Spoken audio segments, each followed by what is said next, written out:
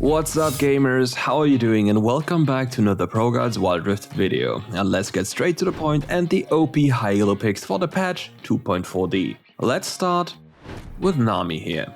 Normally we don't start with the support role, but in this case we make a few exceptions. Now we have Nami, and Nami is a broken champion in lane, and you have to use that power. This champion is a bully. Whenever you walk up to an enemy, make sure to use your auto attack and W properly. However, there's a few things you have to look out for when doing so. If you want to heal your allies, you want to cast your second ability on an ally or yourself first, then it bounces to an enemy and then back to an ally. If you want to deal more damage, you have to do it the way around. You need to cast it on an enemy first, and then it bounces back to an ally and then back to an enemy. If you combine this annoying poke with the Keystone Aerie, you'll have a champion that is obnoxious to deal with. Not only does she do this, she also heals with that, which means she has one of the things most of the other supports don't have: actual sustain in lane. Another thing most enchanters don't have, but she has, is an opportunity to use her ultimate as an engage tool.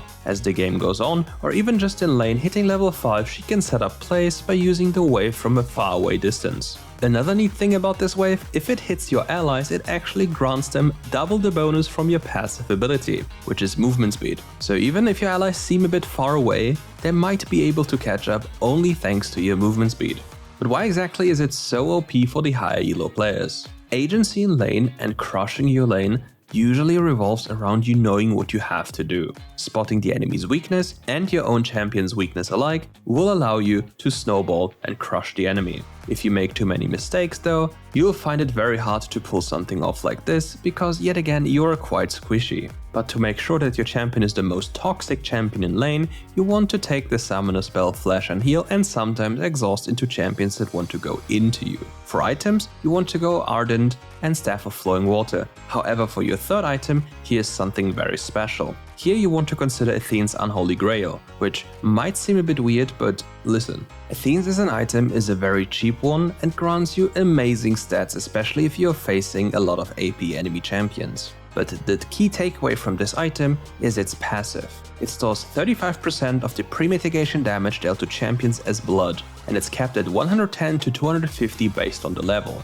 Healing or shielding an ally consumes all of that blood to heal them for an equal value. Now, think about your second ability and the way it bounces. So as a consequence, with this item you can almost double the healing of that ability, if the enemy team doesn't have healing reduction yet. And even if they have, it's still amazing in terms of support. And therefore we have one of the most undervalued items on a champion that is quite broken. So check it out and test this item. You might even go as a second one, depending on what you're facing.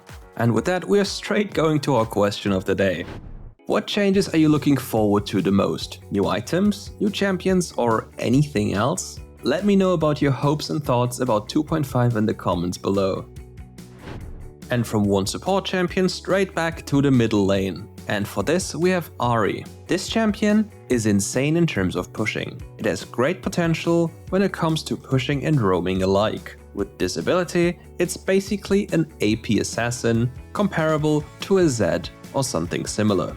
It also works great with very proactive junglers, as it's able to back you up very early on. But if there's something that makes Ahri very obnoxious to deal with, it's her mobility. She can get so much done so easily, especially in the context of solo queue. People are not as coordinated as in most competitive play, so it will be easy for her to pick out an isolated target and get rid of it. To do so more often, there's something special about the build though, to which we'll get in a few seconds. But first, we're talking about why it's so good for the high elo players.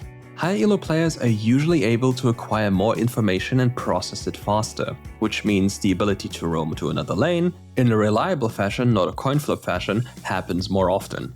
Because there are certain reasons as to why you're roaming, rather than you just wanting to go. In combination to that, you also have to consider that all of Ahri's spells are skill shots, apart from the second ability, which you could make an argument for is a soft skill shot. But you being able to go in as a squishy champion, identify the right target at the right time, and surviving afterwards is something that is not that easy, and therefore more reserved for the higher elo player base. Which doesn't mean you can't pull it off, it's just gonna be harder if you're not used to. But let's go to the runes and items now. For the runes you want the Electrocute rune, and for the summoner spells just take Flash and Ignite. For items, you want the Luden's Echo and the Rabadon's Death Cap, but now comes the real kicker. You want the Lucidity Boots with the Ghosty enchant. With the Ghosty enchant you'll have even more potential for picks and you can face check the Fog of War thanks to those little ghosties. But the real selling point over the Proto Belt is the fact that those ghosties slow up in contact, which means your charm is guaranteed to hit unless the enemy team has flash.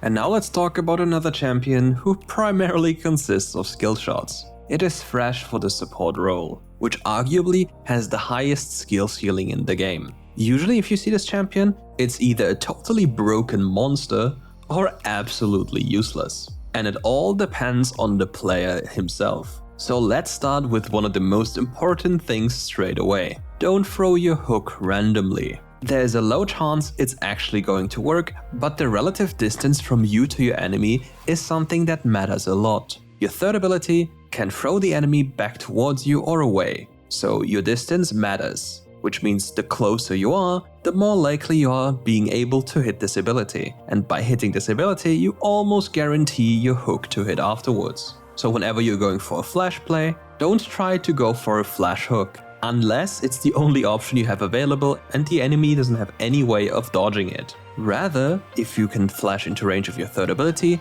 flash in and then flame first. It's going to be 10 times easier than that. Also, Thresh's lane isn't that bad. It's actually quite strong given the right circumstances. Leveling his third ability on level 1 grants him bonus damage on his very first hit until it recharged again. Combining this with the active of the ability, you have great power level 1 if the enemy makes a mistake. And using that HP advantage then can be a big game changer on level 2, because then maybe you can flash in and go for the kill. But since we're already talking about lane, what about abusing brushes for vision and additional pressure in lane? If the enemy sees you, he knows what might be coming. However, if they don't see you, they have to constantly think about you and your positioning in that brush. On top of that, you might even be able to recall without them knowing and go for a play on the other side of the map. So rather than giving them the opportunity to play with an invisible wall called minions, since your hook can't go through minions, unless the hitbox goes crazy again, use those brushes. It's gonna make things 10 times easier. However, Thresh is a bit more squishy than you think he is. So for runes, make sure to take Aftershock, and for summoner spells, Flash and Ignite. You want to kill people. And for the build, you want defensive boots with either a Redemption, a Locket or a Gargoyle enchant. For your very first normal item, you want the Deadman's Plate to put emphasis on your playmaking potential, and then afterwards you want more supportive items like a Zeke's Convergence. But if there's something that Thresh also allows you to do, it basically allows your allies to overextend brutally far, because you can just stand behind them and lay down a lantern if danger is incoming. With that, there's no way that they can die unless they don't manage to press the lantern button. And next up comes another mid laner, and for this we have Fizz. And due to the more recent buffs to not only Luden's Echo but also Fizz, his wave clear is now way better than you think it is. You can even do something better now. So whenever you kill a minion or anything with the second ability, you get a cooldown reset. And in the context of it having splash damage now, you are very strong against any type of melee champion. You can simply last hit minions and deal a lot of poke damage to the enemy, which sounds ironic given the fact that you're a burst mage, or rather a burst assassin. And you can then use the reset second ability on the enemy himself to deal even more damage, proc your electrocute, and make sure you don't get punished for anything. But why exactly is Fizz so good? Fizz is very hard to catch and he has the ability to engage from a super high range. On top of that, he can also split push with the right items. But why exactly is it so good for the higher elo player base? Fizz as a champion requires you to make very precise decisions. If you mess up or you sequence your abilities wrong, you're very likely to die fast. And this also starts in lane already. Facing enemy champions with a lot of CC or specific spells will force you to use your third ability very smartly. If you don't do so, you'll get poked out and lose a lot of golden experience as a consequence. However, if you pay close attention and you know what is important to look out for, you can then use those windows of the enemy's cooldowns to all in and kill the enemy. You will not kill them in the early game, however, you'll put them low enough that your second rotation of the electrocute cooldown will kill them. And the moment you hit level 5, Hitting your Shark on max range guarantees a kill. And keeping that already in mind, we also go into the later stages of the game. You can basically all the time fish for success with your ultimate in the later stages of the game and force enemies cooldowns. You don't always have to commit, because similar to that you have to look out if the enemy has a stasis enchant. And if they do so, you just throw the Shark and bait it with that. Your ultimate cooldown is fairly low thanks to the items you're building, and therefore your time is well spent. And last but not least, we come to an AD carry, Draven. So why exactly is Draven so OP? Well, with the first ability he will crush anyone in lane. His damage is absolutely nuts. One might even make the argument that he's not balanced at all, as he deals way too much damage. And to make sure he deals the most damage, you want to run Conqueror as your primary rune, Flash and Barrier, and for items we have something special. Since Draven loves AD so much due to the conversion of his first ability, we want to rush a BF sword into a Vampiric Scepter. Afterwards, we want to complete the Solari Charge Blade. However, there's a condition in which we change up the build. Depending on how much gold we have, the moment we have our crit cloak in the inventory, we might make an argument to complete the Infinity Edge. Other than that, if you don't feel the need to do so, you can just build the Solari Charge Blade for the additional crit rate. But always keep in mind that with the finished IE, your crits are going to hurt quite a lot. But it's less likely to happen. But with the Charge Blade on the other hand, you'll have more attack speed and you're more likely to crit, plus the bonus magic damage. Other than that, finish up Infinity Edge, Bloodthirster and the Charge Blade. With those 3 items, it's very unlikely for you to die, because the enemy is going to die first. But now we get to the funny part. Draven isn't only an AD carry. Well, in theory, he is categorized as an AD carry, but he's not only played in the Dragon lane. You can very much so in fact, play Draven in the Baron and in the middle lane, depending on what matchup you're facing. And you'll be very much surprised to see what Draven does. However, there's one thing you have to keep in mind. If you pick Draven in the solo lane into a very aggressive early game jungler, you will be in pain. So only do so if your jungle is sure to match the pressure. Because if somebody plays around the Draven, the game is almost as good as won, because a Draven snowballing is an easy victory.